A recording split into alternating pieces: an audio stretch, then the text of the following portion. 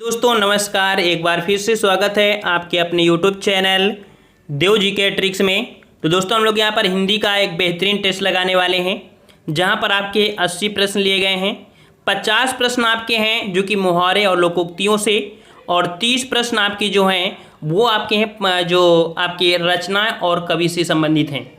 तो 50 प्रश्नों का टेस्ट यहाँ पर पहले हम लोग लगाएंगे मुहावरे और लोकोक्ति के, फिर बचे हुए 30 प्रश्न हम लोग लगाएंगे रचनाओं से संबंधित, जो कि कवि से संबंधित है। बेहतरीन आपके यहाँ पर कंटेंट होगा जो कि आपके रचनाओं से संबंधित है। वीडियो को पूरा देखिएगा। तो जितने बच्चे यहाँ पर जुड़ चुके हैं सभी लोग एक बार वीडियो को लाइक कर दीजिए, और अपने दोस्तों को भी अपने व्हाट्सएप पर भी आप भेज दीजिए, ताकि ज़्यादा से ज़्यादा लोग यहाँ पर जुड़ सकें और हमारी जो एनर्जी वेस्ट हो रही है बोलने की, वो हमें ऐसा लगे कि हाँ इतने लोग जुड़े हैं तो हमें भी अच्छा लगे। ठीक है, चलिए एक बार सभी लोग वीडियो को लाइक करिए, फिर क्लास को स्टार्ट करते हैं। और दनादन आज यहाँ पर सभी को जवाब देना है। ठीक है, चलिए तो स्टार्ट करते हैं। सभी लोग जो नए हैं वो चैनल को सब्सक्राइब कर लें और प्लेलिस्ट के माध्यम से सभी वीडियो क्रम से देखते चलिए, क्योंकि ये जो वीडियो हमने यहाँ पर बनाया है वो वीडियो आपको चैप्टर के हिसाब से है। मिक्स जब आपको वीडियो मिलेंगे आपको बेहतरीन लगेंगे कि हाँ हिंदी में हमने कुछ अभी तक इस चैनल से सीखा भी है। चलिए तो स्टार्ट करते हैं। चलिए लाइक कर दिया सभी ने लाइक कर दिया। चलिए तो यहाँ पर आपका जवाब आपका दिया गया है। पहला प्रश्न है कि कलेजे पर सांप लौटना मुहावरे का अर्थ बताइए। कलेजे पर सांप लौटना। चलिए साथियों जवाब दीजिए, बिल्कुल फटाफट हम लोग रहते हैं, जल्दी से टेस्ट को सॉल्व करें। कलेजे पर सांप लेटना मुहावरे का अर्थ होता है। ऑप्शन राइट आपका यहाँ पर जवाब बिल्कुल सही आ चुका है। आपका बी नंबर ईर्ष्या से जल उठना। ठीक है, ईर्ष्या से जल उठना ऑप्शन आपका बी सही हो जाएगा। नेक्स्ट क्वेश्चन दिया गया है कि सिर से पानी गुजर जाना मुहावरे का उपयुक्त अर्थ क्या है। सिर से पानी गुजर जाना। चलिए साथियों ऑप्शन आपका यहाँ पर सही क्या हो जाएगा, तो सहनशीलता की सीमा टूट जाना। वेरी गुड, ऑप्शन बी हो जाएगा। सहनशीलता की सीमा टूट जाना ऑप्शन आपका बी सही हो जाएगा। अगला है आंखों में गड़ना मुहावरे का अर्थ। आंखों में गड़ना मुहावरे का अर्थ 3 का जवाब। तो आंखों में गड़ना अर्थात मन में खटकना। ठीक है, मन में खटकना ऑप्शन आपका बी सही हो जाएगा। ठीक है, और यहाँ पर नेक्स्ट क्वेश्चन दिया गया है, हाँ कभी कभी ऑप्शन में क्या होता है, वस्तु को पाने की उत्कर्ष लालसा होता है, लेकिन जब ऑप्शन में ये हो मन में आंखों में गड़ना मन में खटकना, कोई बात बोलते हैं ना कि बात जो लग चुकी है खटक रही है ना, तो ये चीज़ हो जाता है। और अगला क्वेश्चन यहाँ पर दिया गया है आए थे हरिभजन को ओटन लगे कपास। 4 का जवाब दीजिए। आए थे हरिभजन को ओटन लगे कपास लोकोक्ति का सही अर्थ क्या होगा, 4 नंबर। और 4 का ऑप्शन राइट आपका जवाब यहाँ पर आपका सही हो जाएगा, बी नंबर बिल्कुल सही है। Very good. वांछित कार्य को छोड़कर अन्य कार्य में लग जाना ऑप्शन बी हो जाएगा। अगला है अक्ल पर पत्थर पड़ना। अक्ल पर पत्थर पड़ना 5 का ऑप्शन राइट। और अक्ल पर पत्थर पड़ना मतलब होता है बुद्धि भ्रष्ट हो जाना ऑप्शन आपका सी सही हो जाएगा। नेक्स्ट क्वेश्चन है अवांछित संवाद अर्थ के लिए उपयुक्त मुहावरा। अवांछित संवाद अर्थ के लिए उपयुक्त जो मुहावरा होगा कौन हो जाएगा, 6 का ऑप्शन राइट आपका जवाब यहाँ पर आपका हो जाएगा सिर खाना। ऑप्शन आपका बी हो जाएगा सिर खाना। अवांछित मतलब बोलते हैं ना क्या कैसी बातें कर रहे हो यार, समझ ही नहीं आ रहा है, सिर खा लिया उतनी देर से, वो चीज़ है ना। कागजी घोड़े दौड़ाना मुहावरे का अर्थ। कागजी घोड़े दौड़ाना मुहावरे का अर्थ 7 नंबर। किसी बच्चे ने कहा था कि कोई भी प्रश्न सरल और कठिन नहीं होता है, क्योंकि एग्जाम में वैल्यू पूरे के पूरे एक होती है। तो ये मत समझिए कि ये प्रश्न सरल है, एग्जाम में वैल्यू आपकी बराबर होगी। तो कागजी घोड़े दौड़ाना मुहावरे का अर्थ होता है आपका सी नंबर व्यर्थ की लिखा पढ़ी करना। ठीक है, व्यर्थ की लिखा पढ़ी करना। नेक्स्ट क्वेश्चन है कि गोद में लड़का शहर भर में ढिंढोरा मुहावरे का सही अर्थ बताइए। चलिए साथियों गोद में लड़का शहर भर में ढिंढोरा मुहावरे का अर्थ। वेरी गुड, ऑप्शन आपका यहाँ पर सी हो जाएगा। पास में वस्तु रहते हुए भी चारों ओर खोजना ऑप्शन सी हो जाएगा। चलिए तन पर नहीं लगता पान खाए अलबत्ता, सही अर्थ बताइए। तन पर नहीं लगता, पान खाए अलबत्ता। 9 का जवाब यहाँ पर आपका हो जाएगा आपका बी नंबर, झूठा दिखावा करना। दोस्तों जवाब आपका बी हो जाएगा, झूठा दिखावा करना। ठीक है, तन पर नहीं लगता मतलब देखो कि बहुत आप लोगों को ऐसे होता है कि बड़ी बड़ी बातें मारते हैं, बल्कि ऐसा होता कुछ नहीं है। ठीक है, चलिए घी के दीपक जलाना मुहावरे का सही अर्थ बताइए। घी के दिए जलाना मुहावरा अर्थ होता है 10 का ऑप्शन राइट, और बिल्कुल सही जवाब है खुशी मनाना है, खुशियां मनाना। ऑप्शन आपका बी सही हो जाएगा। नेक्स्ट क्वेश्चन है आंख का अंधा गांठ का पूरा, लुकुक्ति का सही अर्थ बताइए। आंख का अंधा गांठ का पूरा, तो यहाँ पर अंधा नहीं होगा भाई, मूर्ख धनी। ठीक है, मूर्ख है और धनी है।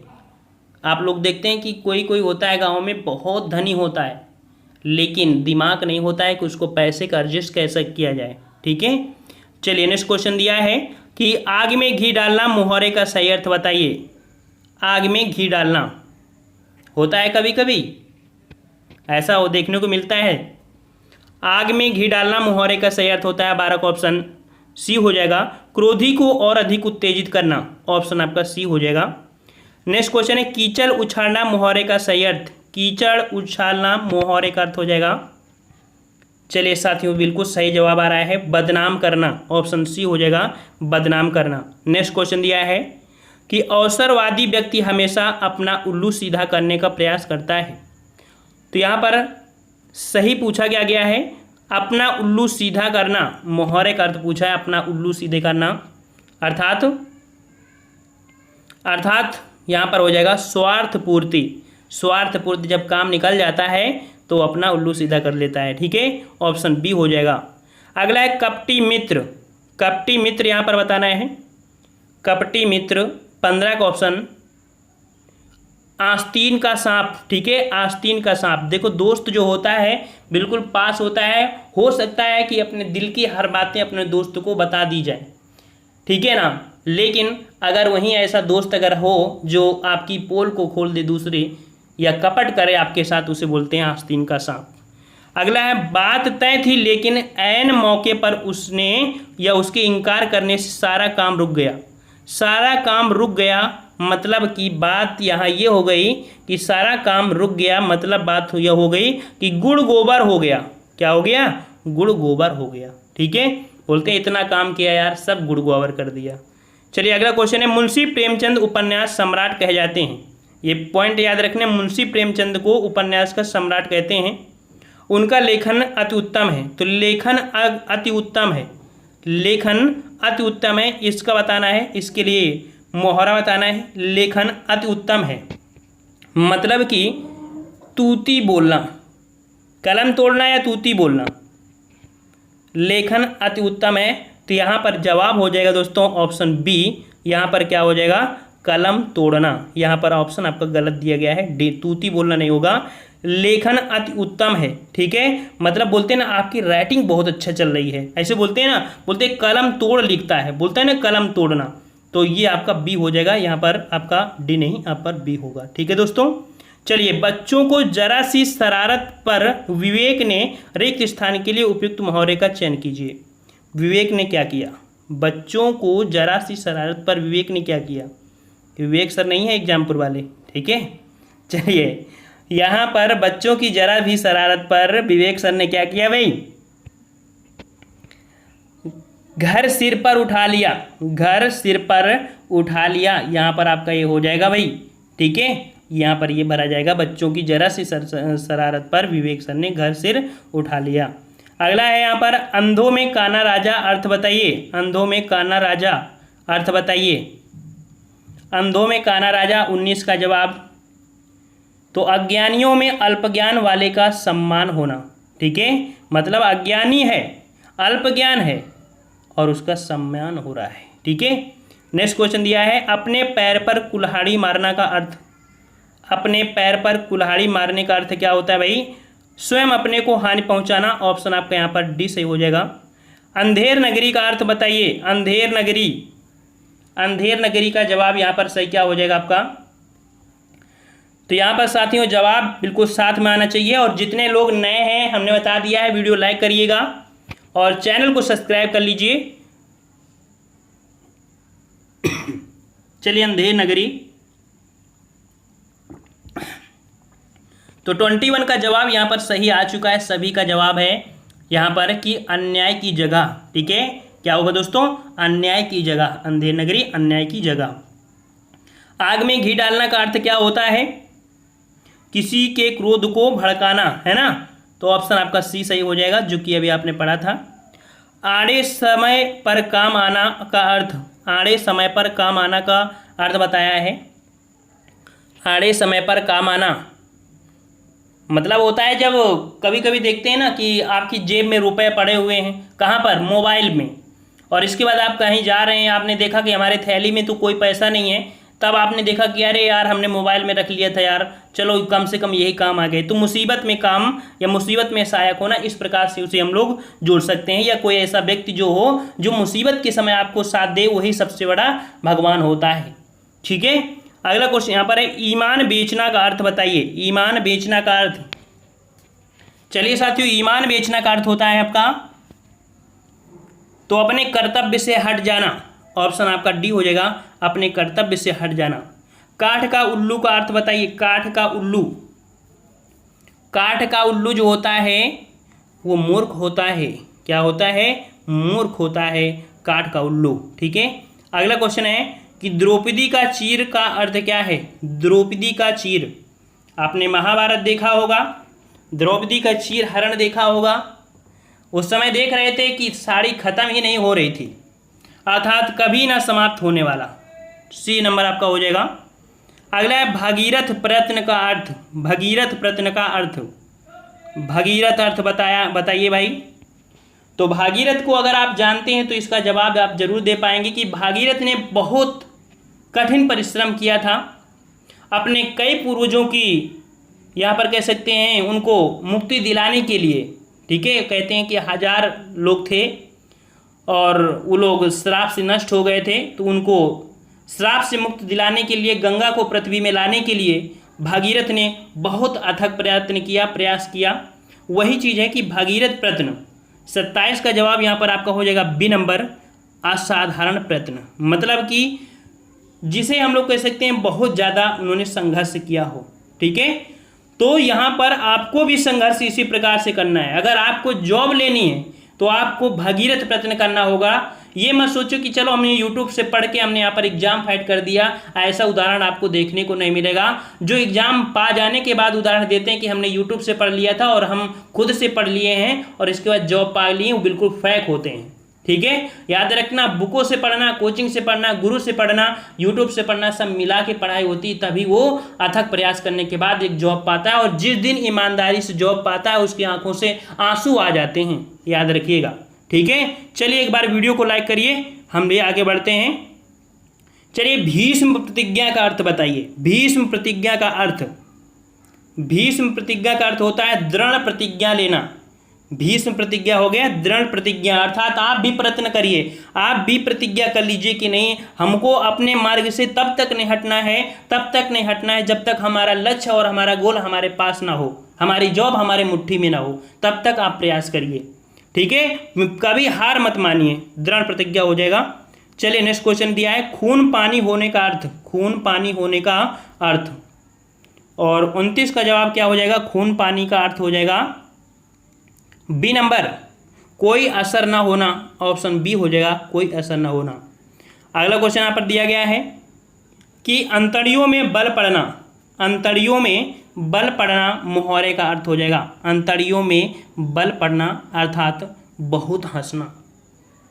क्या होता है कि जब आप लोग बहुत हंसते हैं, बोलते हैं आते ना निकल आए बाहर, बोलते हैं ना ऐसे ही, तो ये होता है ऑप्शन आपका बी हो जाएगा। ठीक है, चलिए अंगूठा दिखाने का अर्थ बताइए। अंगूठा दिखाना, अंगूठा दिखाया ना, इनकार करना। ठीक है, ऑप्शन आपका ए हो जाएगा, इनकार करना।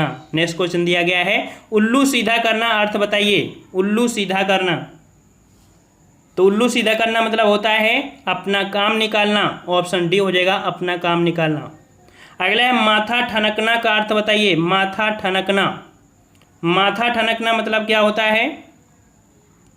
बोलते हैं हमारा माथा ठनक रहा है, अभी मान जाओ, नहीं बाद में कहीं गड़बड़ ना हो जाए।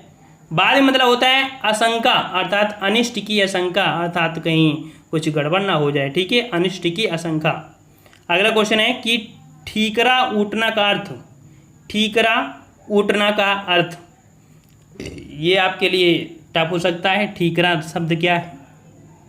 तो किसी के सर झूठा दोष लगाना। ठीक है, क्या होता है? किसी के सर झूठा दोष लगाना होता है ठीकरा उठना।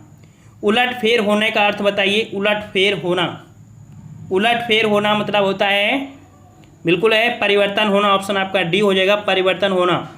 अगला है पेट में दाढ़ी होने का अर्थ बताइए। पेट में दाढ़ी होना, चलिए साथियों, पेट में दाढ़ी होना, पेट में दाढ़ी तो नहीं होती है ना, लेकिन क्या होता है? देखने में सीधा परंतु चालाक होना। ठीक है, ऑप्शन आपका डी हो जाएगा। देखो, पेट में दाढ़ी होना मतलब बोल देते हैं जो बुजुर्ग होते हैं, बहुत बुजुर्ग होते हैं, तो वो लोग क्या होते हैं कि आपको लगेगा नहीं कि ये तो पागल है ना, लेकिन ये कहते हैं ना कि एक्सपीरियंस बहुत बड़ी चीज़ होती है। आप डिप्लोमा करिए, कुछ भी करिए, लेकिन अगर आप जितना ओल्ड होते जाएंगे आपको प्रमोशन मिलता जाएगा। वहाँ पर पढ़ाई लिखाई आपको वैल्यू नहीं रखेगा, आपका एक्सपीरियंस वैल्यू रखता है। तो यहाँ पर बोलते हैं पेट में दाढ़ी होना, अर्थात जो बुजुर्ग होते हैं, अर्थात देखने में सीधा किंतु चालाक होना। चलिए अगला क्वेश्चन है पापड़ बेलना का अर्थ बताइए। पापड़ बेलना, बोलते हैं बड़ा मुसीबत उठाया भाई, बहुत मुसीबत उठाए तब हमको अपनी मंजिल तक पहुँच पाए। ठीक है, चलिए अगला क्वेश्चन है कान का कच्चा होना। कान का कच्चा होना 38 नंबर। और कान का कच्चा होना मतलब क्या होता है भाई? सुनी बात पर विश्वास करना। ऑप्शन आपका बी हो जाएगा, सुनी बात पर विश्वास करना। किसी बात को सुन लिया, बोला कि हमारे घर के बगल में किन्हीं को दिक्कत हो गई, पूरे गांव में हल्ला मच गया, लेकिन वो नहीं थे, कोई दूसरे थे पड़ोसी, है ना। सुनी सुनी बातें हवा में फैल जाती हैं, ऐसी बहुत चीज़ें होती हैं, यूट्यूब में देखने को मिलती हैं, है ना। चलिए 19-20 होने का अंतर, 19-20 होने का अंतर, 19-20 मतलब बहुत कम अंतर होना, है ना। बोलते हैं ना कि शादी जैसे होती है शादी, तो शादी में बोलते हैं कि यार लड़का यार वो जॉब करता है, थोड़ा सा सांवला है, लड़की गोरी है, तो कहते हैं चलो 19-20 काम है, 19-20 है, चलो ले दे में काम चल जाएगा। तो 19-20 मतलब बहुत ज़्यादा अंतर नहीं है, जोड़ी भगवान ऐसे ही बना के भेजता है ना। चलिए अगला क्वेश्चन है पानी ना मांगने का अर्थ बताइए। पानी ना मांगने का अर्थ बताइए। पानी ना मांगना 40 नंबर। पानी ना मांगना अर्थात तत्काल मर जाना। ऑप्शन बी हो जाएगा, तत्काल मर जाना। ठीक है, चलिए अगला क्वेश्चन आपका दिया है कलेजा होना का अर्थ। कलेजा होना, कलेजा होना, कलेजा होना मतलब हिम्मत होना। बोलते हैं ना कलेजा हो तो आ जाना, है ना, बोलते हैं हिम्मत होना, ये हो जाना। ठीक है, चलिए नेक्स्ट क्वेश्चन दांतों तले उंगली दबाने का अर्थ बताइए। दांतों तले उंगली दबाना, दांतों तले उंगली दबाना मतलब क्या होता है भाई? हैरान होना, किसी चीज़ को देख लेते हो ना, अरे राम रे ऐसा भी होता है। चलिए हैरान होना, सी नंबर। अगला है आंखों पर चर्बी छाना, अर्थ बताइए। आंखों पर चर्बी छाना, यहाँ पर आज सब कुछ हो रहा है। आंखों पर चर्बी छा गई है, पढ़ाई में मन नहीं लगता है, तो अभिमान करना, यहाँ पर सी हो जाएगा, अभिमान करना। ठीक है, चलो अगला क्वेश्चन है कूप मंडूक होने का अर्थ बताइए। कूप मंडूक होना, कूप मंडूक होना 44 नंबर। तो कूप मंडूक होने का मतलब होता है अत्यंत सीमित ज्ञान होना, जिसका जवाब सी है, बिल्कुल सही है। मतलब कूप मंडूक मतलब हुआ जो कुएं का मेढक होता है, वो एक लिमिट एरिया को ही जानता है। वो सोचता है कि मैं तो दुनिया घूम लिया, लेकिन कुएं के बाहर जब आता है और किसी समुद्र या किसी तालाब में, किसी तालाब की ही बात कर लो, अगर उसमें जाता है तो उसे लगता है अरे यार दुनिया बहुत बड़ी है। तो कुएं का मेढक जो होता है उसको लगता है कि बिल्कुल अत्यंत है, तो वही है कूप मंडूक होना, अत्यंत सीमित ज्ञान होना। अगला है गुड़ गोबर करना। गुड़ गोबर करना, गुड़ गोबर करना मोहरे का अर्थ। और गुड़ गोबर मतलब होता है बना बनाया काम बिगड़ गया, बनाया काम बिगाड़ना। अगला क्वेश्चन है कि ना तीन ना तेरा। ना तीन ना तेरा मतलब किसी काम का न होना, ठीक है, किसी काम का न होना, डी नंबर, ठीक है। अपना अगला क्वेश्चन आपका है, अपने अपने पिंजरे आत्मकथा किसकी है। चलिए दोस्तों, यहाँ पर हम लोग जो कि कवियों से संबंधित यहाँ पर अब टेस्ट यहाँ पर लगा लेंगे। और जितने लोग यहाँ पर नए हैं सभी लोग वीडियो लाइक करिए भाई, इतनी देर हो गया हल्ला मारते मारते, आप लोग वीडियो लाइक कर दीजिए, सभी लोग लाइक कर दीजिए। हम लोग फिर यहाँ पर आत्मकथाओं से संबंधित यहाँ पर जानकारी देते हैं। कह रहा है अपने अपने पिंजरे आत्मकथा किसकी रचना है, किसकी कृति है। चलिए 49 का जवाब देना है और 49 का ऑप्शन राइट आपका जवाब यहाँ पर आपका बी हो जाएगा, मोहनदास नैमिषारण्य, बी नंबर आपका सही हो जाएगा। चलिए साथियों, नेक्स्ट क्वेश्चन है, इद्दनमम रचना किसकी है। इद्दनमम किसकी रचना है, इद्दनमम रचना जो है किसकी है। तो ये रचना है आपके जवाब यहाँ पर आपका डी हो जाएगा, मैत्री पुष्पा की, ठीक है, मैत्री पुष्पा, ऑप्शन डी हो जाएगा। अगला है, रामधारी सिंह दिनकर को किस रचना पर ज्ञानपीठ पुरस्कार मिला। रामधारी सिंह दिनकर को किस कृति या किस रचना पर ज्ञानपीठ पुरस्कार मिला था। वेरी आईएमपी क्वेश्चन आपका है। 51 का जवाब यहाँ पर आपका सी हो जाएगा, जिसका जवाब सी आ रहा है, बिल्कुल सही है, उर्वशी। चलिए साथियों, नेक्स्ट क्वेश्चन दिया गया है कि इनमें से हिंदी के किस साहित्यकार को ज्ञानपीठ पुरस्कार मिला। हिंदी के किस साहित्यकार को ज्ञानपीठ पुरस्कार मिला था। यहाँ पर 52 का ऑप्शन आपका जवाब हो जाएगा, साहित्य ज्ञानपीठ पूछा है, ज्ञानपीठ पुरस्कार मिला था सुमित्रानंदन पंत को, जिन्हें प्रकृति का सुकुमार के नाम से जाना जाता है, आपका डी नंबर। अगला है, तार सप्तक के संपादक कौन थे। तार सप्तक के संपादक, चलिए तार सप्तक के संपादक यहाँ पर हो जाएगा 53 का ऑप्शन बी हो जाएगा, अज्ञे जी की है, ठीक है। यहाँ पर संपादक कौन थे, अज्ञे। 53 का ऑप्शन आपका यहाँ पर आपका हो जाएगा बी नंबर, अज्ञे। अगला क्वेश्चन है कि गीत फरोश के रचयिता कौन है। गीत फरोश के रचयिता कौन है। गीत फरोश के रचयिता आपके हैं भवानी प्रसाद मिश्र, ऑप्शन राइट आपका सी हो जाएगा, भवानी प्रसाद मिश्र। अगला क्वेश्चन यहाँ पर दिया गया है, मधुशाला के रचयिता कौन है। मधुशाला के रचयिता पूछा गया है, मधुशाला के रचयिता, सबका जवाब बिल्कुल सही होना चाहिए। तो ये जवाब हो जाएगा हरिवंश राय बच्चन, ऑप्शन बी हो जाएगा, हरिवंश राय बच्चन। नेक्स्ट क्वेश्चन दिया है, आवाराम मसीहा के लेखक कौन है। आवाराम मसीहा के यहाँ पर लेखक पूछा गया है। आवाराम मसीहा के लेखक आपके हो जाएंगे कौन। तो आपका जवाब यहाँ पर आपका सी नंबर, विष्णु प्रभाकर, ठीक है, विष्णु प्रभाकर। नेक्स्ट क्वेश्चन है, कलम का सिपाही किसने लिखी। कलम का सिपाही किसने लिखी। कलम का सिपाही,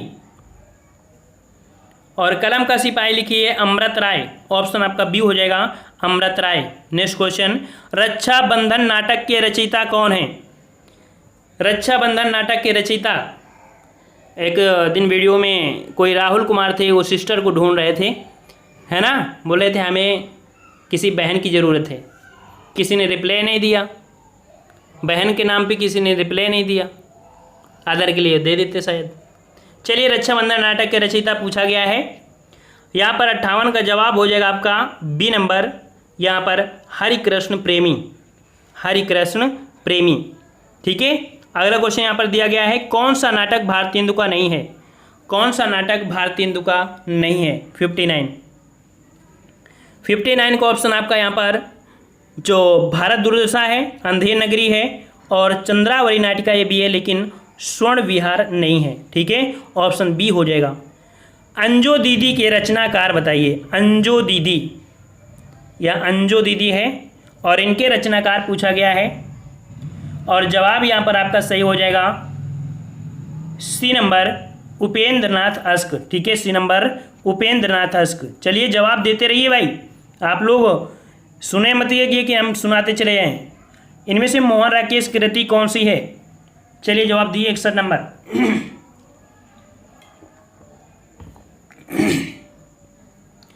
तो यहाँ पर राकेश की, जो मोहन राकेश थी, इनकी कृति पूछा है और मोहन राकेश की जो कृति है वो लहरों के राजा हंस, ए नंबर आपका हो जाएगा, लहरों के राजा हंस। अगला है, दूसरी परंपरा की खोज नामक कृति के लेखक कौन है। दूसरी परंपरा की खोज नामक कृति के लेखक कौन है? 62 का जवाब। अगर आपको मज़ा आ रहा हो टेस्ट लगाने में तो एक बार दिल खोलकर वीडियो लाइक करिए, शेयर भी करिए। चलिए 62 का जवाब यहाँ पर आपका ए नंबर हो जाएगा, नामवर सिंह। दूसरी परंपरा खोज की जो कृति के लेखक हैं वो आपके नामवर सिंह थे। नेक्स्ट क्वेश्चन दिया गया है कि बिहारी रत्नाकर के रचयिता कौन है? बिहारी रत्नाकर, देख सकते हैं पूरा का पूरा है। बिहारी रत्नाकर के रचयिता कौन है? तो बिहारी रत्नाकर के रचयिता यहाँ पर जवाब हो जाएगा सी नंबर आपके रत्नाकर जी, ऑप्शन सी हो जाएगा। अगला है क्या भूलूं क्या याद करूं किसकी आत्मकथा है? क्या भूलूं क्या याद करूं, ये जो आपकी आत्मकथा है वो किसकी है? तो आपका जवाब यहाँ पर आपका हो जाएगा आपका ए नंबर, हरिवंश राय बच्चन। यहाँ पर कभी आपने गौर किया है कि बच्चन में सिंगल इन्वर्टेड कामा क्यों लगा है? क्योंकि ये उनका उपनाम है और जिनका भी उपनाम होता है वो सिंगल इन्वर्टेड कामा में ही मिलेंगे आपको। चलिए अगला क्वेश्चन दिया गया है कि तुम चंदन हम पानी किसकी कृति है? तुम चंदन हम पानी, चलो जवाब दो। ये विद्या निवास मिश्र की है, ऑप्शन बी हो जाएगा विद्या निवास मिश्र। माटी की मूर्तें ये जो आपकी पंक्ति कह सकते हैं कृति है ये आपकी किसकी है? तो माटी की मूर्तें हैं रामवृक्ष बेनीपुरी की, ऑप्शन बी हो जाएगा रामवृक्ष बेनीपुरी। अगला है प्रेम पच्चीसी कहानी संग्रह के रचनाकार। प्रेम पच्चीसी के यहाँ पर जो कहानी संग्रहकार है वो आपके कौन है? तो आपके प्रेमचंद। नेक्स्ट क्वेश्चन है कि ज्ञानपीठ पुरस्कार किस क्षेत्र में श्रेष्ठ कार्य के लिए दिया जाता है? ज्ञानपीठ पुरस्कार, और ज्ञानपीठ पुरस्कार आपका होता है साहित्य के क्षेत्र के लिए दिया जाता है, याद रखिएगा डी नंबर। अगला है प्रेम सागर के लेखक कौन है? प्रेम सागर, चलिए प्रेम सागर आपके लल्लू लाल प्रेम सागर, लल्लू है प्रेम है, लल्लू लाल प्रेम सागर। अगला है तुलसीदास ने अपनी रचनाओं में किसका वर्णन किया है? तुलसीदास ने अपनी रचनाओं में किसका वर्णन किया है? तो जवाब हो जाएगा यहाँ पर आपके राम का, ठीक है। तुलसीदास भगवान राम के अनन्य भक्त थे, ठीक है, बी नंबर आपका हो जाएगा। अगला क्वेश्चन है कि त्यागपत्र जो कि एक उपन्यास है इसकी रचना किसने किया है? त्यागपत्र जो रचना है उपन्यास है और इसकी रचना जो किया है वो आपकी किसने किया है? ऑप्शन बी हो जाएगा जैनेन्द्र कुमार, बी नंबर। अगला है ज्ञानपीठ पुरस्कार दिया जाता है, तो देख सकते हैं ज्ञानपीठ पुरस्कार जो दिया जाता है वो किसके लिए दिया जाता है? तो भारतीय भाषा में साहित्यकारों की रचनात्मक लेखन हेतु, सी नंबर हो जाएगा। ये भारतीय भाषा में, ठीक है, भारतीयों के लिए ही दिया जाता है, भारतीय भाषा में साहित्यकारों के लिए रचनात्मक लेखन हेतु। भाव विलास के रचयिता कौन थे? भाव विलास के जो रचयिता थे वो आपके थे देव, ठीक है, देव जी, ऑप्शन आपका ए हो जाएगा। अगला क्वेश्चन है एक कंठ विष पाई किसकी रचना है? एक कंठ विष पाई, ये जवाब हो जाएगा आपका बी नंबर, ये दुष्यंत जी का नाटक है, ठीक है, दुष्यंत जी की रचना है। अगला है कुकुरमुत्ता की रचयिता कौन है? कुकुरमुत्ता अभी पूछा गया था एग्जाम में, कुकुरमुत्ता के रचयिता 75 नंबर, और ये है निराला, पंत जी निराला, ऑप्शन आपका बी हो जाएगा। अगला है इनमें से निराला जी की कविता कौन सी है? चलिए निराला जी की यहाँ पर पूछा गया है, यहाँ पर 76 का जवाब यहाँ पर आपका हो जाएगा बी नंबर। इनमें से निराला जी की कविता है आपकी तुलसीदास, याद रखिए, क्वेश्चन रट लीजिएगा। निराला जी की कविता कौन सी है? तुलसीदास है, ठीक है, ये क्वेश्चन आपका कंफ्यूज कर सकता है। अगला है राम की शक्ति पूजा किसकी कृति है? राम की शक्ति पूजा ये भी आपकी निराला जी की है। अगला क्वेश्चन आपका है कह रहा आपसे अंधा युग किसकी कृति है? अंधा युग किसकी कृति है? अंधा युग किसकी है? तो धर्मवीर भारती की है, ऑप्शन बी हो जाएगा धर्मवीर भारती। नेक्स्ट क्वेश्चन है, क्वेश्चन आपसे पूछा गया है यहाँ पर कि नील देवी नाटक के रचयिता का नाम बताइए भाई। नील देवी नाटक के रचयिता का नाम यहाँ पर पूछा गया है और जवाब यहाँ पर आपका सही हो जाएगा ऑप्शन ए भारतेंदु हरिश्चंद्र। ठीक है, तो ये रहा आज का टेस्ट। जो बच्चे नए जुड़े थे उनको बता दें कि स्टार्टिंग में हमने यहाँ पर मुहावरे से संबंधित 50 प्रश्न लिए थे और 30 प्रश्न आपके रचनाओं से लिए थे। तो वीडियो को जब ये लाइव ख़त्म हो जाए तो वीडियो को दोबारा फिर से आप देख सकते हैं। ठीक है, आज मज़ा आया सबको? मज़ा आया है तो एक बार वीडियो लाइक कर दीजिए, आपको भी मज़ा आए और हमें भी मज़ा आए। ठीक है, चलिए सभी लोग वीडियो लाइक करके जाइएगा। ठीक है, और लाइक ना करो तो 1-1 रुपये दे के जाओ।